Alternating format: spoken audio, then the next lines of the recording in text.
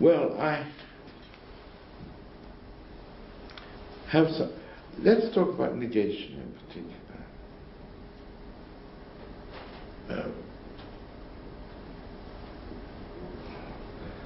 I mean, the clause in the truth theory says something like, if A is true, then not A is Not true. not true. If A is not true, then not A is true. Something like that. Mm-hmm. Yes. Well, now, it seems that, of course, all these explanations have an appearance of circularity because it uses not in the meta language. But if anyone is to be credited with a grasp of those principles, well, then he must have some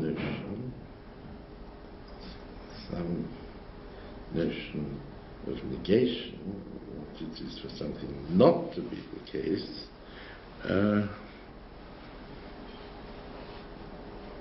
Otherwise, it doesn't make sense to say that he grasps that principle.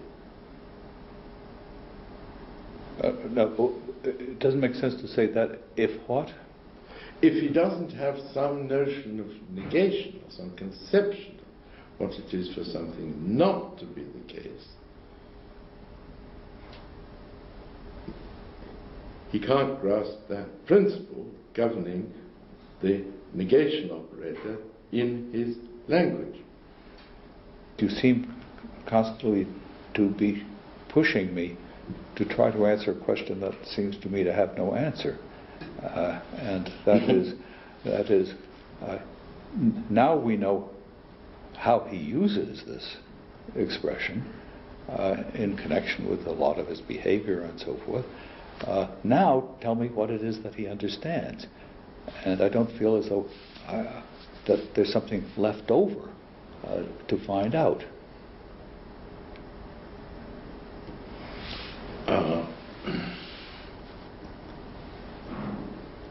I mean, aside from what seems to me to be rather extraneous. Let me try and get at it another way.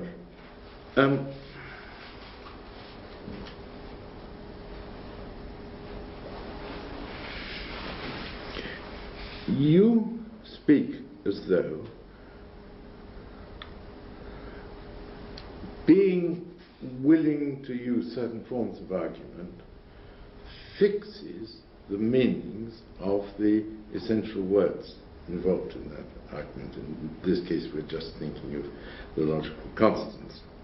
Well, I'm especially thinking of the logical constants. Yes, that's what we were talking about. Right. Sure.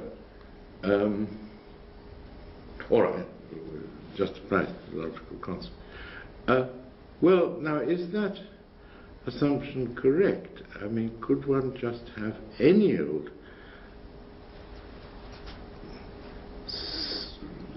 set of rules of inference and learn to obey them, and that would itself fix intelligible meanings for the logical constants involved?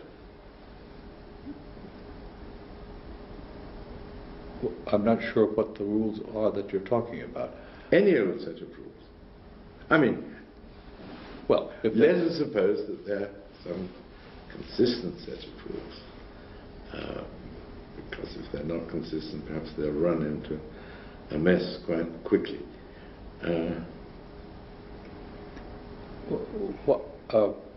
How are they going to learn these rules? They're just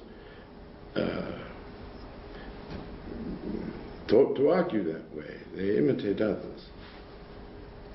And everybody accepts such reasoning, and we tell them. Perhaps we don't tell them, perhaps they just imitate. I mean, how do we look? Your speakers obey certain rules.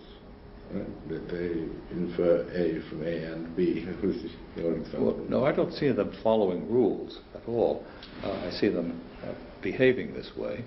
I'm the one who's cooking up the rules, not behaving in accordance with certain principles of influence. Was that not what you meant? Yes, but that's not exactly how I think is the best way to put it.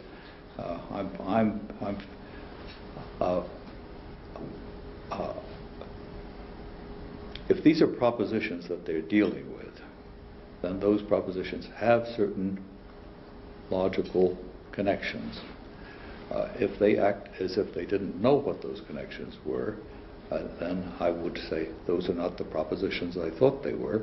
And if I can't find any propositions to assign to their sentences so that they are being more or less rational, I'm going to say I don't have no reason to think they're thinking or saying anything.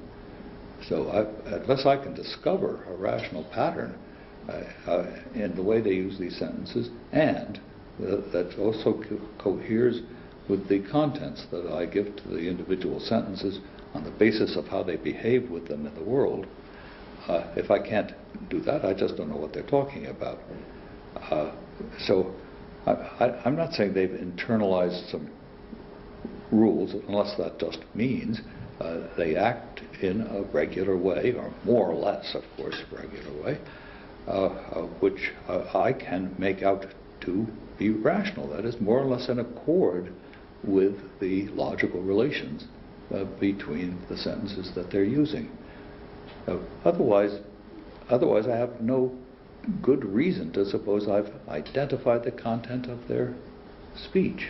Well, now look, you could come across people who spoke a language in which there was some logical constant. I mean, you make out that it is a logical constant because it's a connective, okay, a sentential connective, so they regularly form complex sentences using it, but it doesn't fit, won't fit any of the ones we normally use.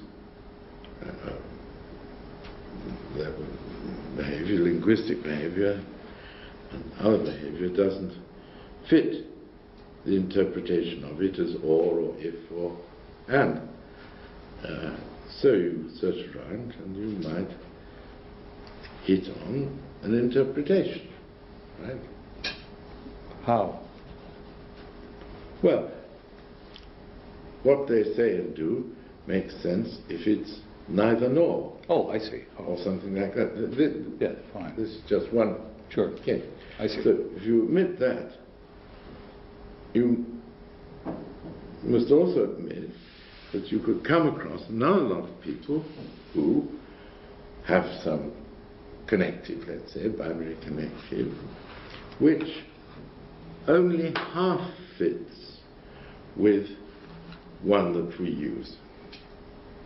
I mean, half fits in the sense that they will reason with sentences involving this connective, sometimes reason as we should reason. But other pieces of reasoning which involve it, which we should have thought were perfectly all right, if it meant or, they won't accept.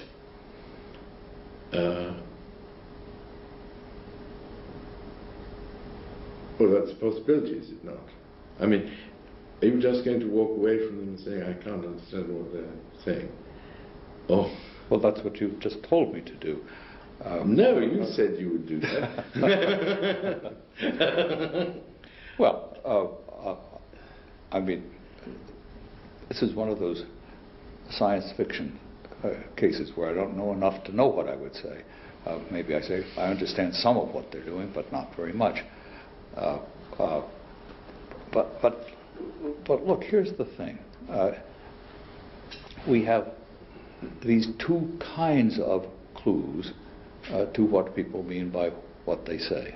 One is the connections between, let's say, some of their simplest sentences and the circumstances in which they use them, how it matches up with their